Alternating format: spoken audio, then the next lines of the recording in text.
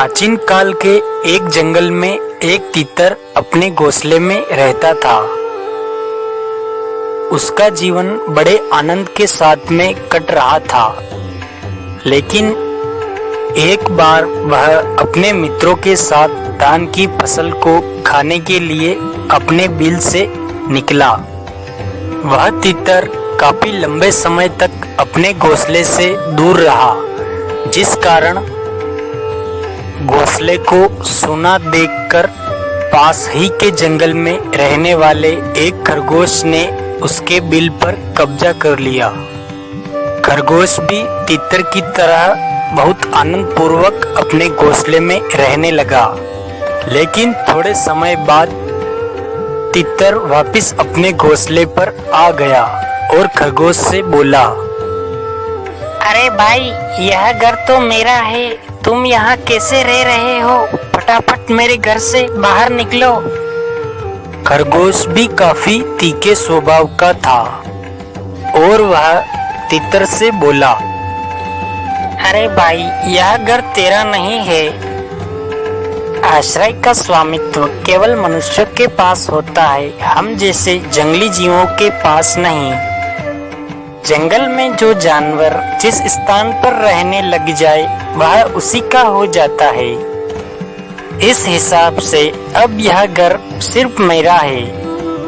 उन दोनों में काफी देर तक वाद विवाद चला, लेकिन अंत में उन दोनों की सहमति से पंच द्वारा इस समस्या का हल निकालने पर सहमति हुई। उन दोनों का झगड़ा एक धूर्त बिल्ली बड़े ध्यान से सुन रही थी। बिल्ली ने मन में सोचा, अगर मैं पंच बन जाऊं तो इन दोनों को मार कर खाने का मुझे बहुत बड़ा अवसर मिल जाएगा। यह सोचकर उस धूर्त बिल्ली ने एक संत का रूप बनाया और वह बिल्ली ज्ञान का उपदेश देने लगी। जब खरगोश ने धूर्त बिल्ली का ज्ञान उपदेश सुना तो उसने सोचा कि यह कोई साधु महात्मा है, क्यों ना हम अपनी समस्या का हल इन्हीं से निकलवाएं। और वह दोनों उस धूर्त बिल्ली के पास पहुंचे।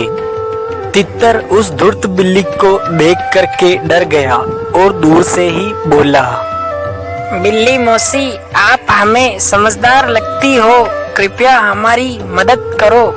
अगर हम दोनों में से कोई भी दोषी हो तो आप उसे खा लेना। धूर्त बिल्ली ने बड़ी चतुराई के साथ जवाब दिया और बोली, मैंने तो हिंसा करना कब का ही छोड़ दिया है, लेकिन मैं तुम्हारी सहायता जरूर करूंगी।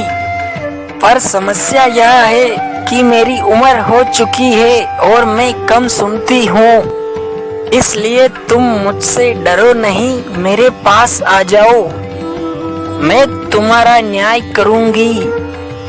खरगोश और तीतर ने बिल्ली की बात पर भरोसा किया और वह उनके पास पहुंचे। जैसे ही खरगोश और तीतर बिल्ली के पास गए, बिल्ली ने चट से झपट्टा मारा और दोनों को मार दिया। इस तरह खरगोश और तीतर दोनों मूर्खों ने अपने प्राण गंवा दिए और बिल्ली ने बड़ी चतुराई के साथ अपने भोजन का प्रबंध कर लिया। कहानी से शिक्षा, बिन वजह छोटी छोटी बात पर झगड़ा नहीं करना चाहिए और किसी अनजान व्यक्ति पर बिना सोचे समझे इतना भरोसा भी नहीं करना चाहिए।